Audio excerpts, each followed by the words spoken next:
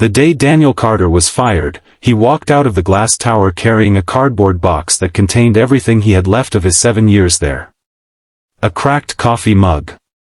A photograph of his little daughter, Lily. A worn employee badge. And a drawing Lily had made for him that morning with 3 crooked words written in purple crayon, "Daddy, you can." He had no idea how badly he was going to need those words. Daniel stood on the sidewalk beneath the cold rain, staring up at the company that had once felt like his second home. Behind those dark windows sat the woman who had just ended his career with 6 words, "We no longer need you here." Victoria Hayes, the brilliant and intimidating CEO of Hayes & Cole, had never raised her voice. She didn't need to. Her signature could change someone's life with a single stroke of a pen. For Daniel, that signature meant more than losing a job. It meant losing health insurance. It meant wondering how he would pay rent. It meant explaining to his 8-year-old daughter why the father who always told her everything would be okay suddenly looked terrified. If you believe people deserve second chances, kindness, and the opportunity to rebuild their lives, take a moment to like this story, share it with someone who needs hope, and subscribe to the channel. Because sometimes the person who looks like they have lost everything is actually standing at the beginning of something beautiful. 3 months later, Daniel stood outside a tiny, abandoned bakery on the edge of town with a set of rusty keys trembling in his hand. The building had been closed for nearly 4 years. The sign above the door read Rosewood Bakery, although half the letters were missing. Dust covered the windows. Weeds pushed through cracks in the pavement. Inside were old wooden tables, a broken display case, 2 ancient ovens, and a wall painted a faded cream color. It was not much. But it was his.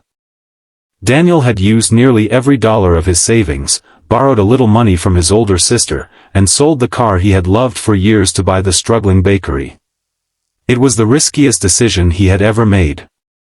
Lily stood beside him wearing a yellow raincoat, holding a small paper bag of flour like it was treasure.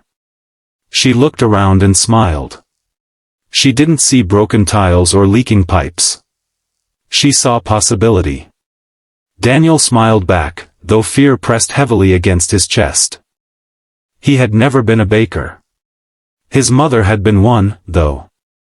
When Daniel was a child, she used to wake before sunrise and fill their small apartment with the smell of cinnamon rolls and warm bread. After she died, Daniel had forgotten how much that smell meant to him. Now, as he opened the bakery doors for the first time, he felt as if he were opening an old chapter of his life that he thought had been permanently closed. The first weeks were brutal. Daniel worked from 5 in the morning until midnight. He repaired shelves, scrubbed walls, fixed leaking pipes, painted the front door, and taught himself how to make bread through online videos and his mother's handwritten recipe book. Lily did her homework at one of the old tables while he worked. Some nights they ate dinner sitting on overturned flour buckets because there wasn't enough time to go home. Business was almost non-existent. On the first day, Daniel sold 3 muffins. On the second day, he sold 2 loaves of bread. On the third day, no one came. Still, every morning Daniel unlocked the door. He believed that if he kept showing up, eventually life might notice. Then something unexpected happened. An elderly woman named Mrs. Thompson came into the bakery one rainy afternoon. She looked around slowly, then asked Daniel if he was the new owner. When he said yes, she smiled and told him she had known the bakery's previous owner. According to her, Rosewood Bakery had once been the heart of the neighborhood. Families celebrated birthdays there. Children bought cookies after school. Lonely people sat by the window drinking coffee because they knew someone would always greet them. Mrs. Thompson bought a loaf of bread. The next morning, she returned with her neighbor. The day after that, they brought 3 more people.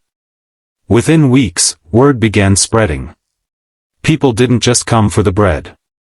They came because Daniel remembered their names. He gave leftover pastries to children who couldn't afford them. He let elderly customers sit for hours without buying anything. When a homeless man came in on a freezing evening, Daniel gave him hot soup and a place near the heater.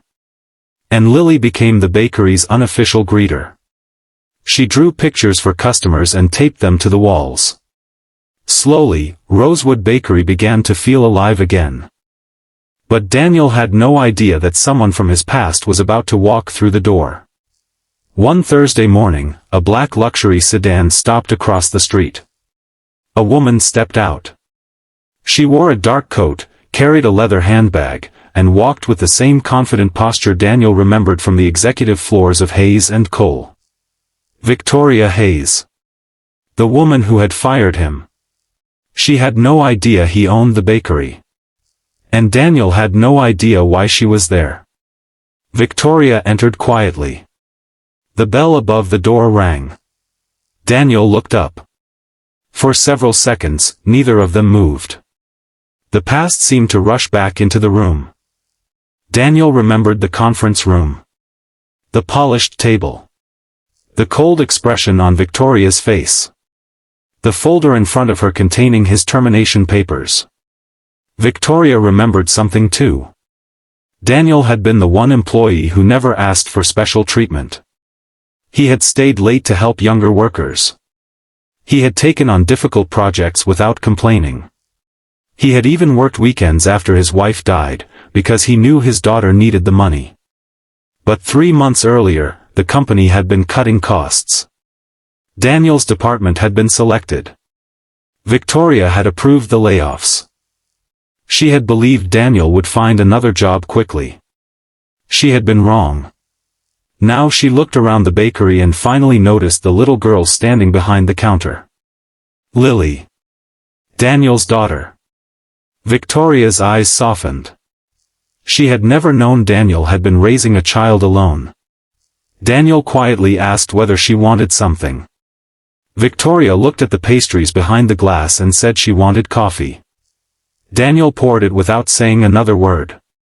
There was an uncomfortable silence. Then Victoria noticed a framed photograph on the wall. It showed Daniel's mother standing outside Rosewood Bakery decades earlier. Victoria stared at it. She suddenly understood why Daniel had bought the place. But she still didn't understand why she had come. Finally, she admitted that her company was preparing to purchase the entire block. A large redevelopment project was planned. Rosewood Bakery stood directly in the middle of the proposed construction zone. Daniel felt the blood drain from his face. He had spent